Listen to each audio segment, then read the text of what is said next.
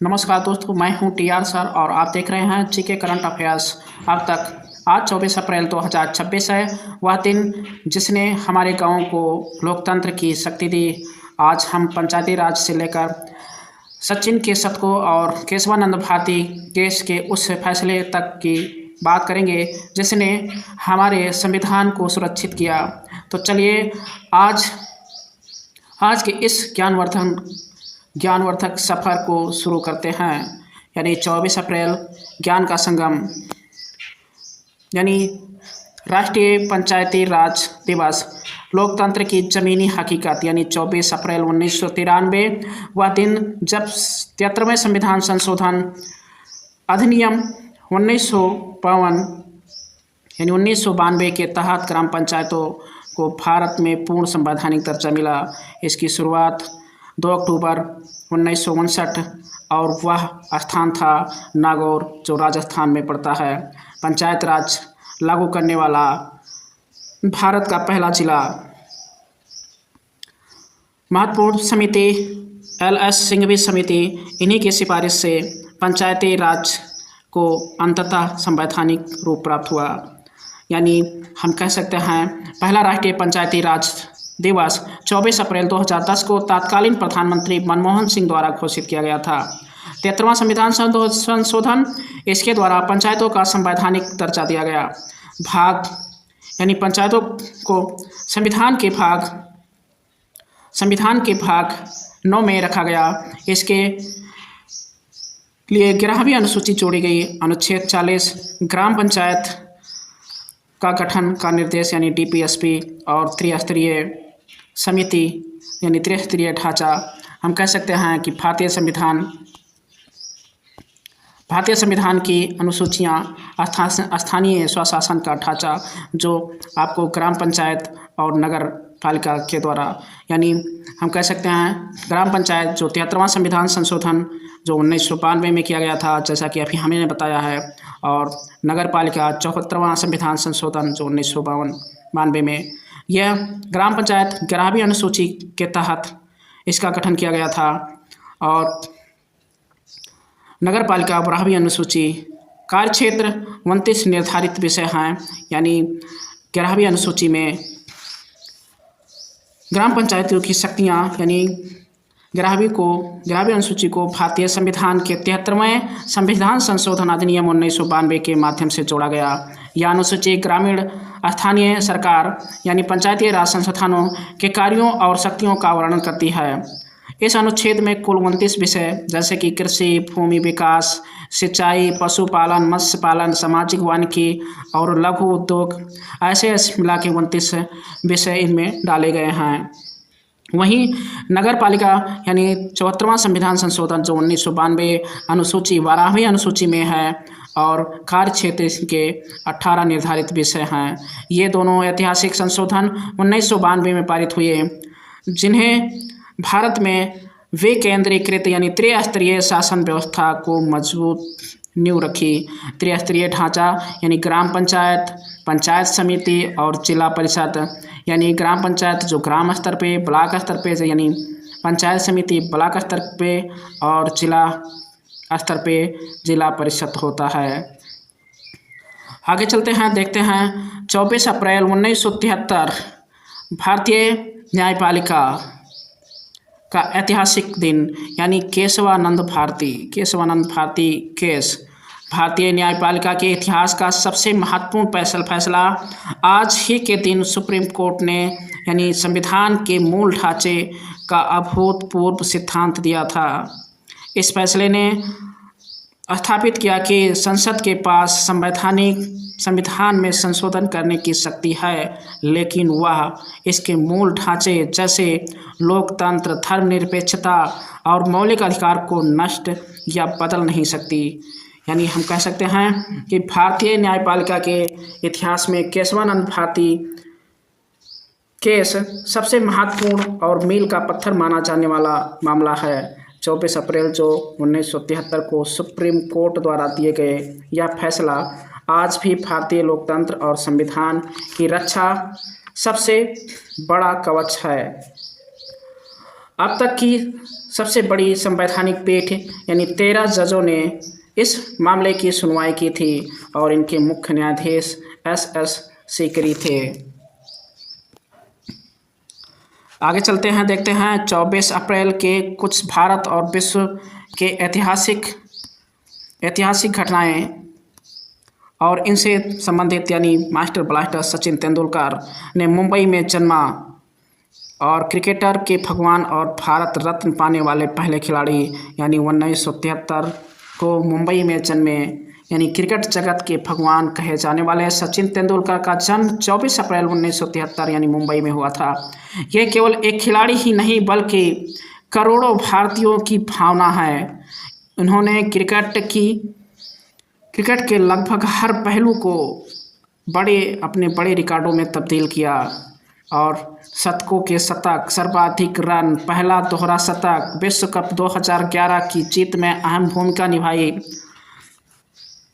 इन्होंने जो इनके करियर का सबसे बड़ा सपना था यानी 2011 विश्व कप जीतने का, जो इनके करियर का महत्वपूर्ण भूमिका थी, 2014 में इन्हें बहुत बड़े पुरस्कार से सम्मानित किया गया यानी भारत रत्न से 2014 में पुरस्कार किया गया।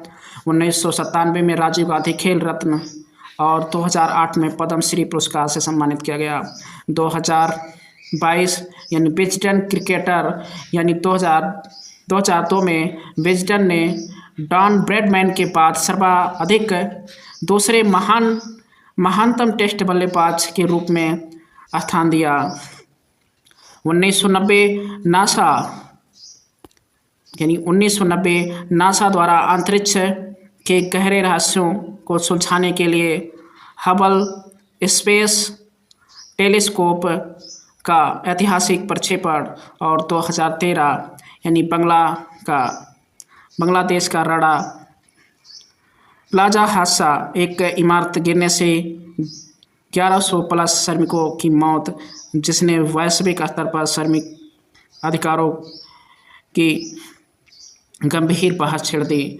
यानी हम कह सकते हैं बांग्लादेश में जो मजदूरों को जबरन उस इमारत में ले जाया गया और काम करने के लिए कहा गया, जिसके कारण वह मंजिल इमारतें जर्जर हो गई थी और जिसमें 1100 प्लस लोगों की मृत्यु हो गई और 2500 से अधिक लोग घायल हो गए। आगे चलते हैं पूना पैक्ट, टकराव और समझौते तक। यरबदा जेल में महात्मा गांधी और डॉक्टर भीमराव अंबेडकर के बीच ऐतिहासिक समझौता। गांधी जी की दृष्टिकोण था कि समाज को विभाजित होने से बचाना चाहते थे। इसके बाद उन्होंने हरिजन सेवक संघ की स्थापना की और अंबेडकर जी की मांग थी कि दलितों के लिए अलग निर्वाचक मंडल की आवश्यकता है और इन्हीं दोनों के बीच काफ़ी संघर्ष चलता रहा और आखिरकार यह समझौता में तब्दील हुआ। अलग निर्वाचन मंडल की मांग को छोड़कर सामान्य वर्ग के तहत ही दलितों के लिए आरक्षित सीटें देने पर अंतिम सहमति बनी।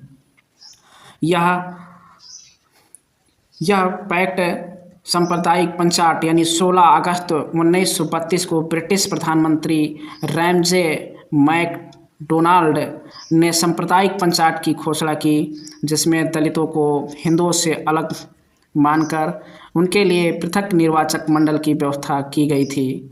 लेकिन गांधी जी ने इसका विरोध किया। गांधी जी ने इसे हिंदू समाज को विभाजित करने की साजिश माना और इसके विरोध में 20 सितंबर 1932 को पुणे की यरबदा जेल में आमरण अनशन शुरू कर दिया था।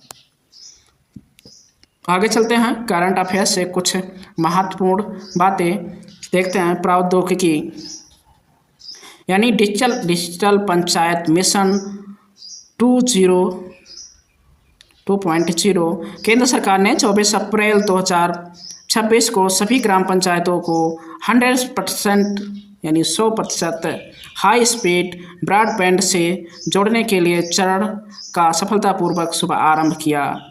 और वहीं देखते हैं अर्थव्यवस्था की तरफ क्या नज़रिया है। यानी डेमोग्राफी डिविडेंड हालिया संयुक्त राष्ट्र जनसंख्या रिपोर्ट 2026 के अनुसार भारत कार्यशील जनसंख्या विश्व में सबसे अधिक बनी हुई है। और फिर देखते हैं खेल जगत की क्या स्थिति है। IPL 2026 इंडियन प्रीमियर लीग के 19वें संस्करण का रोमांच जारी। इसमें आज एक बड़ा मुकाबला खेला जा रहा है और कई नए रिकॉर्ड बनने की उम्मीद है। आइए चलते हैं इन सभी बातों से संबंधित 10 महत्वपूर्ण प्रश्नों की ओर और आप इनके प्रश्नों के उत्तर देने का प्रयत्न करेंगे और अपने आप को परखेंगे कि मैं कितना तक समझ पाया। तो देर न करते हुए चलते हैं। पहला क्वेश्चन, राष्ट्रीय पंचायती राज दिवस किस तिथि को मनाया जाता है? Option A 22 April, option B 24 April, option C 26 April, option D 2 अक्टूबर। तो राइट आंसर ऑप्शन बी यानी 24 अप्रैल को मनाया जाता है। अगला क्वेश्चन देखते हैं। किस संविधान संशोधन द्वारा पंचायतों को संवैधानिक दर्जा दिया गया? ऑप्शन ए 24वां, ऑप्शन बी 44वां, ऑप्शन सी 73वां, ऑप्शन डी 74वां। तो राइट आंसर ऑप्शन सी यानी 73वां संविधान संशोधन द्वारा पंचायतों का संवैधानिक दर्जा दिया गया। अगला क्वेश्चन देखते हैं। संविधान के मूल ढांचे का सिद्धांत किस प्रसिद्ध केस में दिया गया था? Option A Golaknath case, option B Keshavananda Bharati case, option C Minerva mills और ऑप्शन डी AK गोपालन। तो राइट आंसर ऑप्शन बी यानी केशवानंद भारती केस के द्वारा संविधान के मूल ढांचा का सिद्धांत दिया गया। अगला क्वेश्चन देखते हैं। 11वीं अनुसूची में पंचायत के लिए कितने विषयों का निर्धारण किया गया? Option A 18, option B 22, option C 29, option D 32। तो राइट आंसर ऑप्शन सी यानी 29 विषयों का निर्धारण किया गया। आगे देखते हैं। अगला क्वेश्चन, सचिन तेंदुलकर को किस वर्ष भारत रत्न से सम्मानित किया गया था? Option A 2012, option B 2014, option C 2015, option D 2009। तो राइट आंसर ऑप्शन बी यानी 2014 में इन्हें भारत रत्न से सम्मानित किया गया। अगला क्वेश्चन देखते हैं। पूना पैक्ट 1932 को किन 2 महान नेताओं के बीच हुआ? ऑप्शन ए गांधी और नेहरू, ऑप्शन बी गांधी और अंबेडकर, ऑप्शन सी नेहरू और पटेल, ऑप्शन डी अंबेडकर और जिन्ना। तो 6वें का राइट आंसर ऑप्शन बी यानी गांधी और अंबेडकर के बीच पूना पैक्ट समझौता हुआ था। अगला क्वेश्चन देखते हैं। भारत में त्रिस्तरीय पंचायत राज व्यवस्था की सिफारिश किस समिति ने की थी?